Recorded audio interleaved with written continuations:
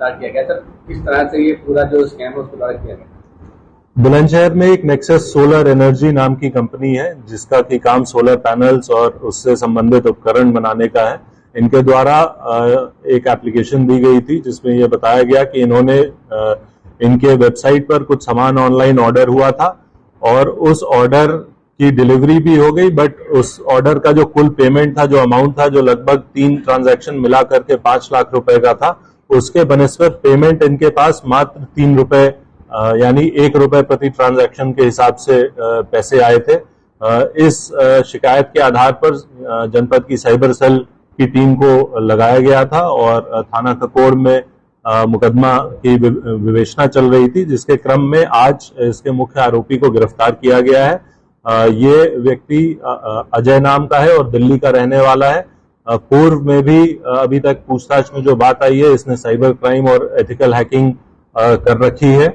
पूछताछ में इसने बताया कि ये वेबसाइट जो कंपनी की है वो इनक्रिप्टेड नहीं थी, जिसका फायदा उठाकर ये पेमेंट गेटवे और वेबसाइट के बीच का जो ट्रांजैक्शन था उसको एक सॉफ्टवेयर के माध्यम से डेटा कैप्चर कर लेता था और जो पेमेंट गेटवे है उसको ये संदेश चला जाता था कि पेमेंट हो गई है और कम अमाउंट का पेमेंट ये करवाता था।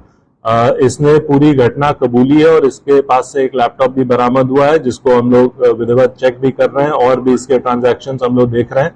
जो इसने फ्रॉडलेंटली सामान डिलीवर कराया था वो पूरा का पूरा सामान, जिसमें कि 2 ट्यूबुलर बैटरी, एक विंडो और एक स्प्लिट सोलर एसी और एक सोलर पीसीयू, जिसकी कीमत लगभग 5 लाख रुपए की है, ये पूरा का पूरा माल इसके पास से बरामद हो गया है और इससे और गहनता से पूछताछ की जा रही है। हमारी साइबर सेल की टीम भी जो भी इसके पास इलेक्ट्रॉनिक सामान मिले हैं, डिवाइसेस मिले हैं, उन सबको विधिवत चेक कर रही है, जिसके आधार पे अभी इसे न्यायिक अभिरक्षा में भेजा जाएगा। इसकी एजुकेशन क्या? इसने जो बताया ये 12वीं तक पढ़ा हुआ है और ये ऑनलाइन और कुछ एआई एप्स जैसे चैट जीपीटी का भी प्रयोग करता था। कंपनी में किस तरीके का जो फ्रॉड है वो वाटर क्या खुलासा किया? जो मेरी कंपनी में फ्रॉड हुआ वो इस तरह हुआ कि हमारी कंपनी ऑनलाइन भी अपने बहुत सारे प्रोडक्ट बेचती है। तो हमारी कंपनी से इन लोगों ने, जो ये मेन अभियुक्त है, इसने क्या किया कि रेजर पे में देता ही 1 रुपया था और इस तरह का कोई हैकिंग टूल इनके पास अवेलेबल था कि वो 1 रुपए को हमारी जो ऑर्डर की वैल्यू थी उस ऑर्डर की वैल्यू के बराबर कर देता था। तो मतलब पेमेंट किया इसने 1 रुपए का, पर हमारी वेबसाइट पर दिखने लगा कि 1 लाख रुपए का पेमेंट हमें रिसीव हुआ है। उसी के अगेंस्ट हमने इसको माल दे दिया। 1 बार किया, पता नहीं चला, 2 बार किया, पता नहीं चला, 3 बार किया, पता नहीं चला। जब चौथी बार इसने किया और वो करीब 5 लाख रुपए का ऑर्डर इसने लगाया, तो कंपनी को शक हुआ कि भाई एक ही आदमी बार बार वेबसाइट से माल खरीद रहा है, तो क्यों खरीद रहा है।